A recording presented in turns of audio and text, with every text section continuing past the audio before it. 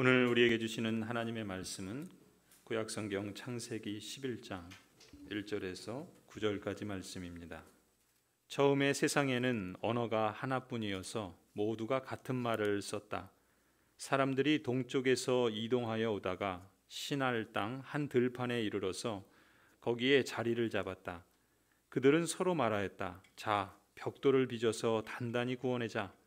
사람들은 돌 대신에 벽돌을 쓰고 흙 대신에 역청을 썼다. 그들은 또 말하였다. 자, 도시를 세우고 그 안에 탑을 쌓고서 탑 꼭대기가 하늘에 닿게 하여 우리의 이름을 알리고 온 땅 위에 흩어지지 않게 하자. 주님께서 사람들이 짓고 있는 도시와 탑을 보려고 내려오셨다. 주님께서 말씀하셨다. 보아라, 만일 사람들이 같은 말을 쓰는 한 백성으로서 이렇게 이런 일을 하기 시작하였으니 이제 그들은 하고자 하는 것은 무엇이든지 하지 못할 일이 없을 것이다. 자, 우리가 내려가서 그들이 거기에서 하는 말을 뒤섞어서 그들이 서로 알아듣지 못하게 하자. 주님께서 거기에서 그들을 온 땅으로 흩으셨다. 그래서 그들은 도시 세우는 일을 그만두었다. 주님께서 거기에서 온 세상의 말을 뒤섞으셨다고 하여 사람들은 그곳의 이름을 바벨이라고 한다. 주님께서 거기에서 사람들을 온 땅에 흩으셨다. 아멘. 부족한 종에게 설교를 허락하여 주신 하나님과 또 교회 앞에 깊은 감사를 드립니다. 오늘 본문은 우리가 아주 잘 아는 본문입니다. 우리 교회 학교에서도 늘 많이 인용되고 사용되었던 본문이죠.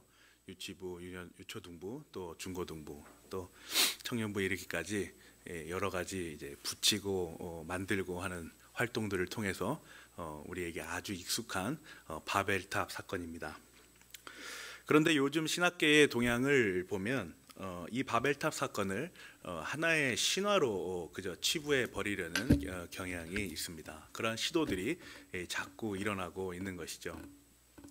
왜냐하면 이 고대 근동 시대의 신화 중 하나와 아주 비슷하다라는 이유 때문입니다. 그렇게 성경을 하나님의 계시인 그 진리로 받지 않고 하나의 신화 또 인간의 합리적 추론과 그리고 그 이성으로서 이해한다면 과연 우리 성도에게 남아있는 것이 과연 무엇이 있을까라는 아주 어렵고 두려운 질문을 하며 오늘 말씀을 시작하도록 하겠습니다. 오늘 우리는 이러한 맥락에서 바벨탑을 살펴보고 또 하나님께서 이 바벨탑을 통하여 우리에게 어떤 말씀을 전하여 주실까라는 생각들을 하며 우리가 살고 있는 지금 이 현대를 진단해 보겠습니다. 바벨탑 사건의 동기는 무엇입니까? 우리가 잘 아는 것처럼 교만함입니다. 인간이 교만하여져서 하나님과 같아지기 위해 또 하나님과 같은 일 그리고 우리 인간이 서로 좀 더 효율적으로 한 곳에 모여서 더 일을 잘 하기 위해서 그랬던 것이죠.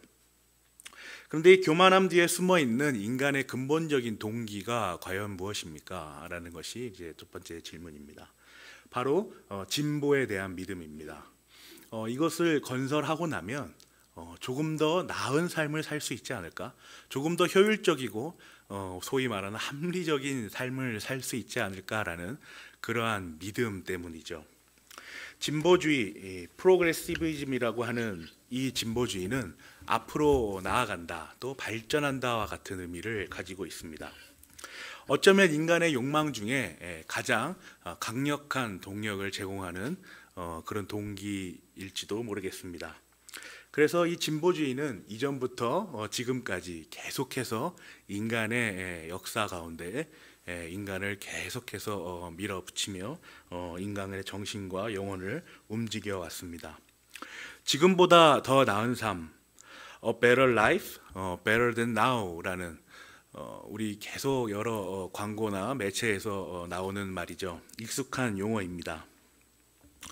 그런데 한번 생각해 보면 사뭇 놀랍지 않습니까? 바벨탑의 건설 당시 상황과 오늘 우리의 사고 방식이 아주 맞닿아 있는 상황 말입니다. 바벨탑은 그런 의미에서 아주 근대적이며 현대적인 발상입니다. 지금 우리가 살고 우리가 생각하는 것과 아주 비슷하죠. 더 나은 삶을 위한 노력, 더 좋은 삶이 있을 것이다라고 하는 그 믿음이죠. 사실 따지고 보면 인류는 또 성경은 선악과를 취했던 인간으로부터 한결같이 계속해서 우리 인간은 진보를 꿈꿔왔습니다. 창세기 3장 4절에서 5절입니다. 뱀이 여자에게 말하였다. 너희는 절대로 죽지 않는다. 하나님은 너희가 그 나무 열매를 먹으면 너희의 눈이 밝아지고 하나님처럼 되어서 선과 악을 알게 된다는 것을 아시고 그렇게 말씀하신 것이다. 또 오늘 본문의 4절에 보시면요. 그들은 또 말하였다. 자, 도시를 세우고 그 안에 탑을 쌓고서 탑 꼭대기가 하늘에 닿게 하여 우리의 이름을 날리고 온 땅 위에 흩어지지 않게 하자. 이 두 구절에서 우리는 하나님처럼 되어서라는 단어와 또 우리의 이름을 날려서 온 땅 위에 흩어지지 않게 하자라는 이 구문을 우리가 알 수 있습니다. 진보된 미래를 꿈꾸는 것이죠. 하나님과 같아지면 어떨까? 또 우리가 이름을 날리고 온 땅에 흩어지지 않으면 어떨까? 더 나은 삶, 더 좋은 삶을 충분히 살 수 있지 않을까라는 그 생각이 자리하고 있는 것입니다. 그런데 한편 우리의 이러한 모습들을 한번 비판적인 사고로서 인류의 역사를 통해서 한번 되돌아보는 시간을 가져봅시다. 과연 인간의 역사는 진보하였는가라는 이 질문에 긍정적인 답을 하기는 아주 쉽지 않아 보입니다. 한편 그런 가운데서 우리는 이러한 답변을 내놓을 수도 있습니다. 이전보다 더 진보된 삶을 살고 있지 않은가? 이전보다 어느 때보다 더 최첨단의 기술을 가지고 살고 누리고 있지 않는가라는 말을 할 수가 있죠. 맞지요. 수년 전부터 우리는 예전에는 생각만 하고 꿈만 꿔왔던 유비쿼터스라는 기술을 이제는 아주 능숙하게 사용하고 있지 않습니까? 휴대전화를 들고서 원하는 정보를 검색하고 또 휴대전화를 통하여서 그것을 공유하고 그것을 사람들과 함께 나눕니다. 그죠? 언제 어디서나 제약과 제한을 받지 않고 우리는 그 정보를 다루고 있습니다. 이어서 다른 공간에 있는 사람의 형상을 그대로 재현해낸다는 5G 시대를 살고 있습니다. 이제 곧 6G 시대도 나온다고 하죠. 얼마나 빠른 기술의 진보를 우리가 겪고 있는지 모릅니다. 그런데 얼마 전에 아주 흥미로운 뉴스 기사를 읽었습니다. 우리가 늘 마주하는 TV 화면, 컴퓨터 모니터 화면이죠. LCD 화면의 기술이 나온 지 이제 좀 시간이 지나자 LED, OLED를 뛰어넘어서 이제는 4K 그리고 8K까지도 나온다라는 전망이 오고 있습니다.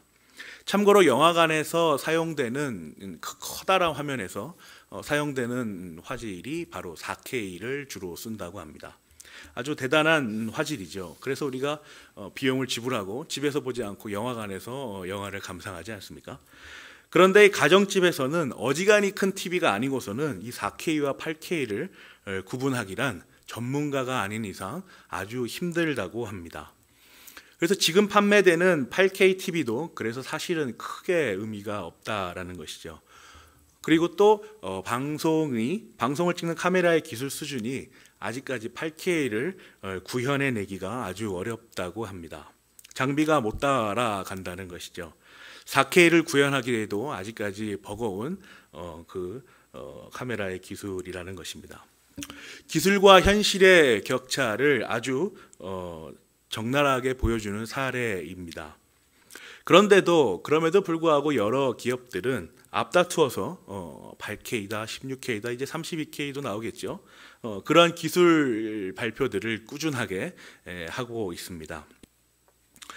사실 우리가 지금 누리고 있는 기술의 수준은 이미 진보된 것을 뛰어넘어 이제는 우리의 인식 범주, 인식하고 이해하고 느낄 수 있는 수준을 뛰어넘어 더 이렇게 개발된 상황들을 우리가 마주할 정도가 되었습니다.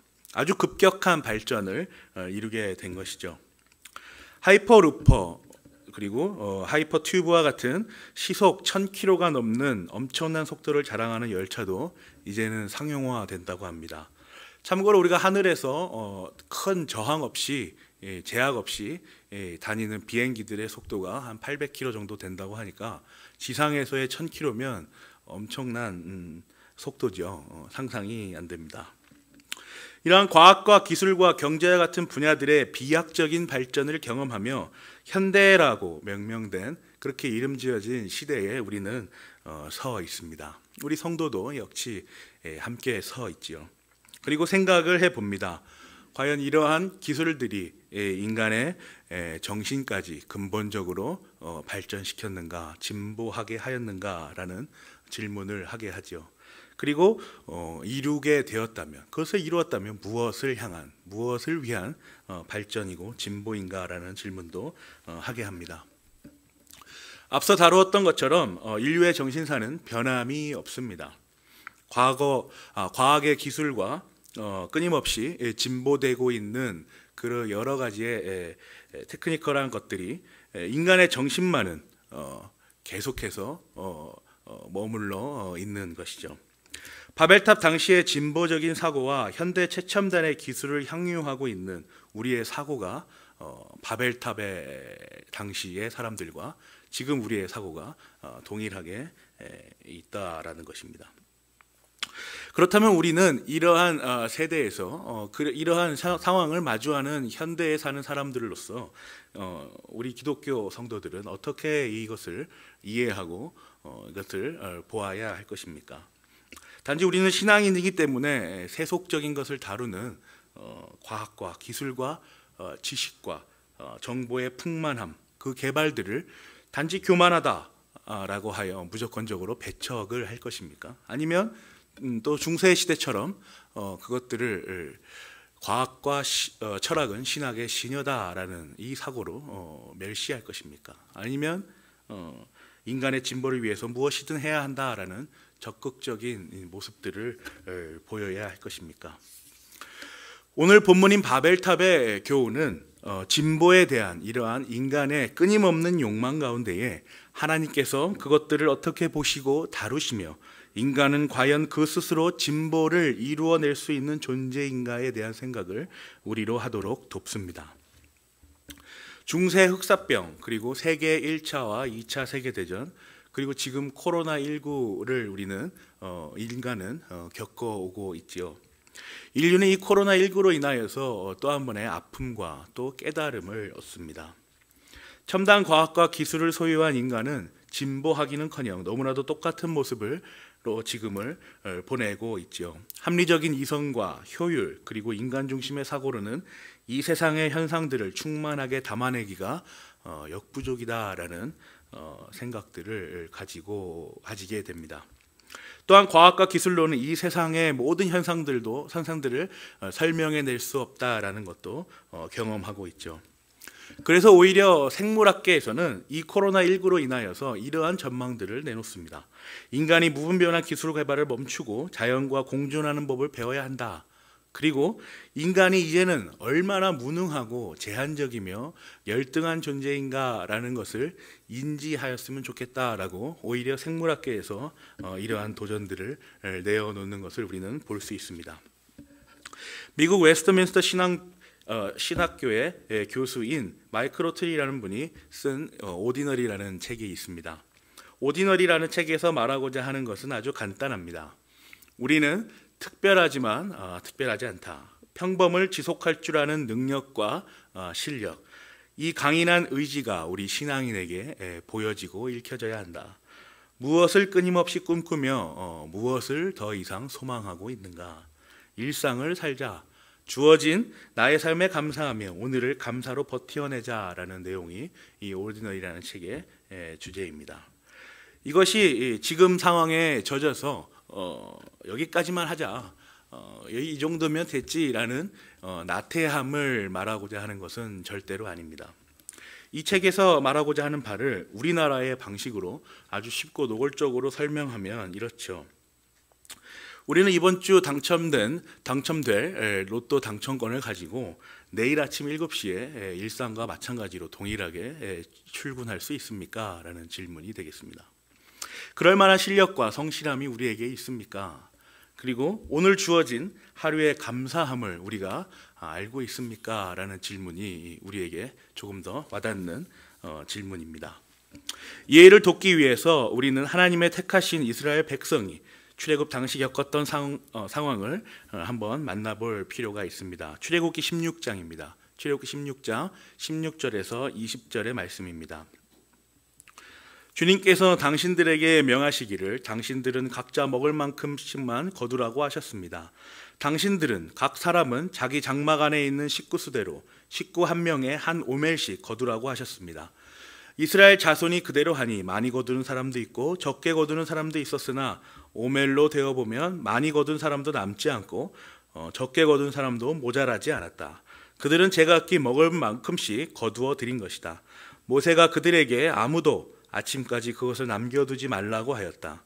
그런데 어떤 사람들은 모세의 말을 듣지 않고 아침까지 그것을 남겨두었다. 그랬더니 남겨둔 것에서는 벌레가 생기고 악취가 풍겼다. 모세가 그들에게 몹시 화를 내었다. 참 신기한 명령입니다. 하나님께서는 왜 이스라엘 백성에게 딱 하루치의 만나를 허락하시고 거두라고 하신 것일까요? 더 열심히 일하여서 더 많은 양의 만나를 거두는 것이 더 효율적이고 가계 경제에 더 보탬이 되지 않겠습니까? 우리 인간이 가진 합리성으로는 하나님께서 일에 대한 열심을 제한한 것처럼 보이는 이 명령이 이해가 되지 않습니다. 먼저 한 오멜은 약 2.2kg입니다. 하루 한 사람당 2.2kg라는 양은 결코 적은 양의 수가 아닙니다. 그죠? 고기 한 근이 600g이고 쌀 5kg가 보통 혼자 사는 사람이 한 2, 3주는 먹는 양이라고 볼 때 한 사람이 한 오멜 2.2kg를 가지고 하루를 산다는 것은 아주 충분한 양처럼 보입니다. 이 말씀을 통하여 하나님께서 우리에게 교훈하고자 하시는 것은 모두가 평등하게 어떤 그 사회주의처럼 살으라라는 말씀이 아닙니다. 또한 앞서 말씀드린 것처럼 삶의 나태함, 이 정도만 하면 됐지라는 그 나태함을 말하고자 하시는 것도 아닙니다. 오늘 본문과 더불어 이 말씀은 오늘의 중요함을 말하고 있습니다. 더 나은 내일을 위하여 오늘을 무분별하게 소비하지 말고 당장 주어진 오늘의 삶을 충분히 누리라는 것이죠. 우리 기독교는 누림을 늘 말합니다. 그리스도 안에서의 온전한 누림은 은혜의 충만함이죠. 그리고 내적 깊은 곳에서부터 터져나오는 감사의 기도가, 감사의 외침이 이 누림의 현상이자 형환입니다. 사랑하는 고향제일교회 성도 여러분, 우리 교회는 코로나 이후에 새로운 출발을 위해 발구름을 하고 있습니다. 이제 코로나라고 하는 전 세계적인 재난을 감기와 같이 늘 마주하고 살아야 할지도 모른다는 전문가들의 분석도 적지 않게 매체를 통해 확인할 수 있습니다. 뉴 노멀이라는 단어도 등장한 것이죠. 새로운 일상이라는 것입니다. 그런데 여기서 새로움의 의미는 완전히 맥락을 벗어난 전혀 다름의 새로움이 아닙니다.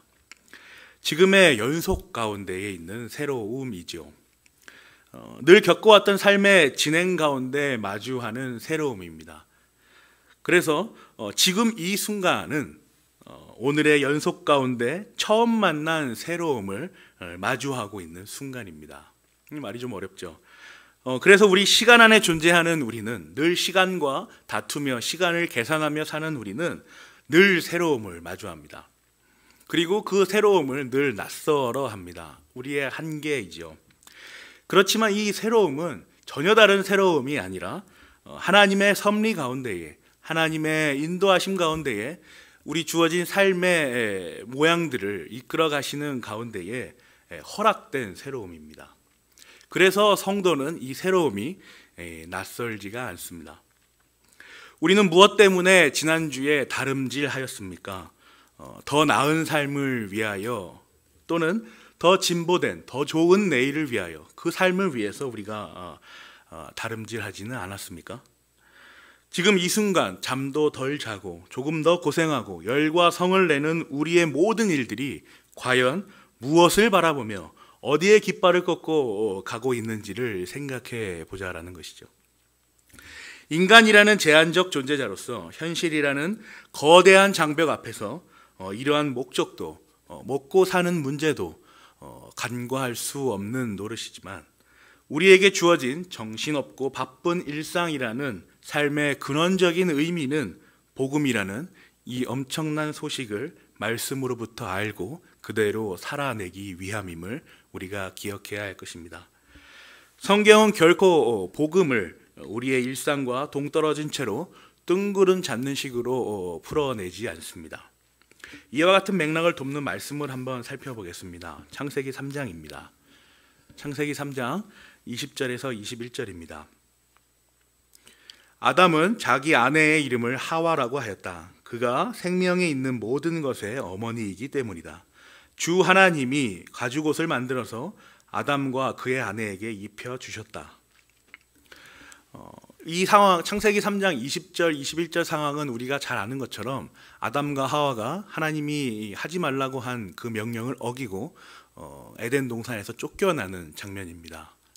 그 쫓겨나는 과정에서 아담은 하와에게 아내의 이름을 하와라고 짓고 하나님께서는 가죽옷을 만들어서 아담과 그의 아내 하와에게 입혀 주시며 이제는 에덴 동산을 나가라라고 명령하고 계시는 것이죠. 그런데 이 하와라고 하는 히브리어 단어의 뜻이 참 독특합니다. 하와라는 이름은 생명이라는 뜻입니다. 창세기 2장 7절에 기록된 것을 한 번 더 살펴볼까요? 주 하나님이 땅의 흙으로 사람을 지으시고 그의 코에 생명의 기운을 불어넣으시니 사람이 생명체가 되었다. 네피시하야라고 하는 이 유명한 히브리어 구문이 사용된 구절입니다. 인간을 만드실 때에, 인간을 창조하실 때에 다른 생명체와는 다른 생명을 불어넣어 주신 그 말씀을 우리가 창세기 2장 7절에서 보고 있지요. 그런데 이 생명이라는 단어가 하나님께서 아담과 하와를 에덴 동산에서 내쫓으실 때에 하와의 이름으로 허락하셨다는 것입니다. 이 단어의 뜻과 본문의 상황을 종합하여 이해해 보면 참으로 아이러니한 상황이 아닐 수가 없지요. 쫓아내시면서 생명이라니요? 라는 질문을 우리로 충분히 할 수 있게 만드는 것입니다. 왜 하나님께서는 인류의 조상인 아담과 하와를 그가 보시기에 좋도록 창조하시고 가꾸어 놓으신 그 에덴 동산에서 쫓아내시면서 생명이라는 이름, 그것을 말씀하시며 허락하신 것일까요? 우리를 향한 구원을 이루실 거라는 것을 너무나도 명명백백하게 드러내셨지만 그럼에도 불구하고 우리에게 주어진 오늘이라는 삶의 무게와 또 현실의 십자가를 짊어지라는 명령 때문입니다. 말씀과 우리의 삶을 같이 놓고 한번 분석해 봅시다. 에덴에서 아담과 하와가 쫓겨나는 상황은 무엇입니까?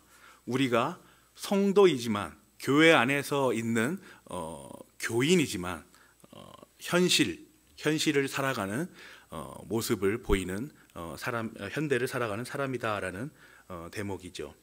즉 세상과 호흡하며 경험하게 하시기 위함인 것입니다.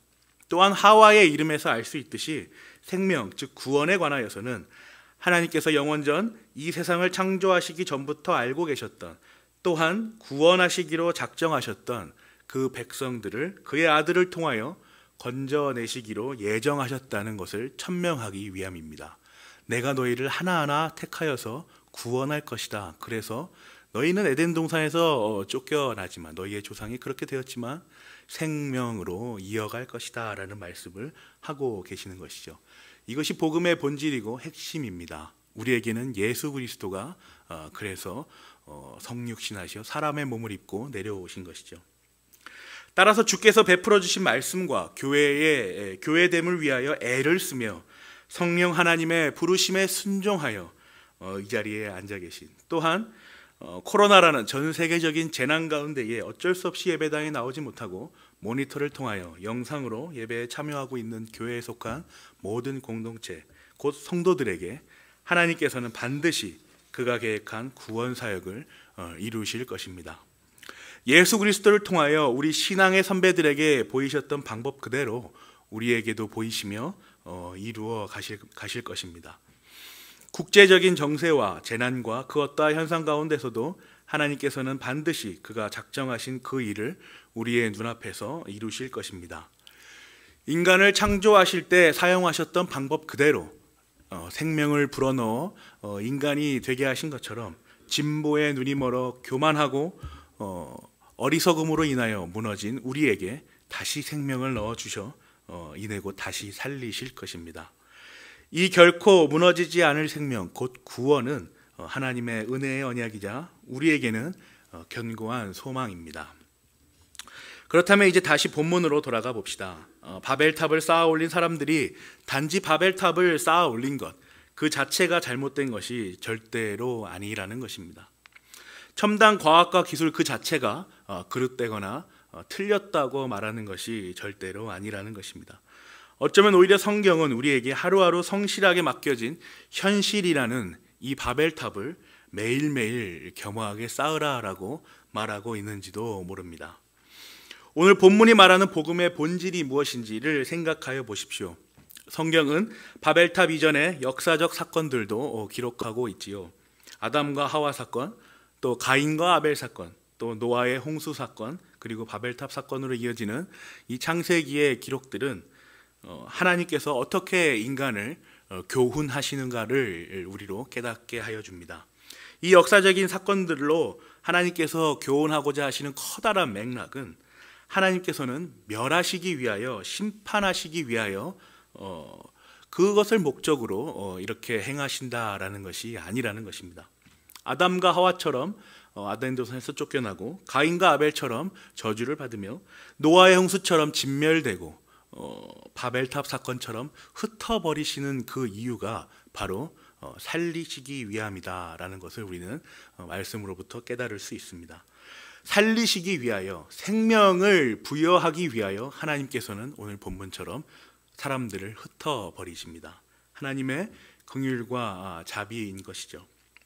특별히 그가 택하신 백성들, 교회 공동체, 그들을 건져내시기 위하여 하나님께서는 그의 독생자 아들까지도 사람의 몸을 입히셨고 죽이셨습니다. 그리고 죄인인 우리를 의인으로 여겨주셨습니다. 죄인의 몸으로 도저히 악의 세력 앞에 무너질 수밖에 없는 우리를 위하여 이 복잡하고 어두운 현실 앞에서 당당하게 복음을 경험할 수 있도록 예수 그리스도라는 구원의 방편을 만들어 놓으셨습니다. 이것이 바로 우리가 말하는 예수 그리스도로 인하여 의롭다 여김을 받는 칭의 사건이 아닙니까? 칭의 사건을 잘 드러내어 주는 말씀인 로마서 3장 23절과 24절을 한번 읽어보겠습니다. 모든 사람이 죄를 범하였습니다. 그래서 사람은 하나님의 영광에 못 미치는 처지에 놓여 있습니다. 그러나 사람은 그리스도 예수 안에서 얻는 구원으로 말미암아 하나님의 은혜로 값없이 의롭다는 선고를 받습니다. 오늘 우리가 나눈 바벨탑의 교훈은 진보하고자 하는 상대적인 욕구, 또한 끊임없이 변하는 이 가변적인 현실에 하나님의 기준이 있지 않다라는 것을 보여줍니다. 이렇게 움직이고 바뀌는 것에 하나님께서는 그 기준을 삼지 않으신다라는 것이죠. 그렇다면 변하지 않고 온전하며 신실한 그 무엇이 있을까? 그것이 과연 우리에게 어떻게 보여질까라는 질문을 우리가 할 수 있죠. 그것은 바로 택함 받은 나 자신입니다. 은혜의 언약 안에 성취되는 구원을 입을 바로 나라는 존재로부터 경험되는 삶, 오늘, 바로 이 지금, 이것이 바로 변하지 않는 우리의 신실한 소망이라는 것이죠. 하나님께서 이러한 나의 삶이 하나님의 영광을 드러내는 증인의 삶으로 나타나기를 원하십니다. 그래서 아담과 하와를 에덴에서 쫓아내시고 바벨탑에 있는 사람들을 흩어버리시는 것입니다. 하나님께서는 세상에 나가 구원 사역이 어떻게 이루어지며 어떻게 하나님께서 이끌어 가시는지를 우리로 경험하게 하시며 우리의 신앙의 연수와 연륜을 훈련시키십니다. 그래서 성도의 품격, 성도의 능력, 성도의 실력을 배양하시기를 원하시는 것이죠. 따라서 지금의 오늘은 그 변하지 않는 소망 가운데 살아가는 나의 무대이며 담대함의 연속인 삶입니다. 사랑하는 고양제일교회 성도 여러분, 기억하십시오. 우리는 이 세상을 창조하신 하나님께서 친히 한 사람 한 사람 선택하셔서 구원하시기로 작정하시고 그의 아들 예수 그리스도로 인하여 의롭다 여겨주심 받은 나라는 성도입니다. 우리에게 주어진 삶의 무게들을 우리에게 주어진 어렵고 열악한 주변의 상황들과 우리 삶의 모습들을 주께서 친히 계시하신 말씀으로부터 교훈을 받아 하나하나 천천히 풀어내시기를 원합니다. 오늘을 살아가십시오. 신실한 언약 안에 보듬어진 당당함, 담대함으로 세상을 살아내십시오. 그리고 이 세상에서 이루어지는 하나님의 구원 사역을 경험하며 만들어 가십시오. 교회가 욕을 많이 먹습니다. 또 성도도 손가락질을 당하는 시대입니다. 이 코로나로 인하여 이 억울하게 교회가 모든 것을 담아내고 있습니다. 어쩔 수 없는 상황이죠. 우리로서는 담아낼 수밖에 없습니다. 받아낼 수밖에 없습니다. 그러나 주눅들지는 마십시오.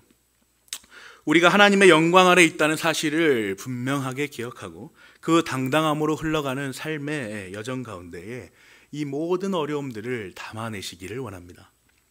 기도하며 말씀을 묵상하며 하나님과 1대1로 해결을 보십시오. 지금도 말할 수 없는 탄식으로 간구하시는 성령 하나님과 교제하시기를 원합니다. 성령 강림 주일을 마주한 오늘, 지금 이 순간 성령 하나님의 부르심에 순종하며 각자의 형편에 따라 예배에 참여하고 있는 우리가 그 성령 하나님의 효과적이고 유효한 부르심에 순종하는, 그렇게 삶을 살아가는 우리가 더 나은 내일을 위하여 주께서 허락하신 오늘을 무분별하게 낭비하고 소비하지 말고, 더 나은 내일을 위하여 소모하지 말고 주께서 주신 오늘의 만나에 감사하며 그 충족하고 충만한 만나에 감사하며 내일도 같은 양의 만나를 주신 그 소망과 그 은혜를 기억하고 복된 주어진 오늘을 충만하게 누리시기를 간절히 원합니다. 이 누림의 흘러넘침이 감사의 외침의 현장이 되어 우리에게 허락하신 이 고양동 일대가 우리 고양제일교회 성도들로 인하여서 더욱더 충만하여지고 흘러넘친 가운데에 하나님이 살아계시구나, 하나님께서 이끄시는 공동체는 다르구나, 여기서 그리스도의 향기가 나오는구나, 품는구나 라는 실력 있는 성도들이 되시기를 간절히 원합니다. 그 공동체 가운데 하나님의 은혜가 있기를 원합니다. 기도하겠습니다.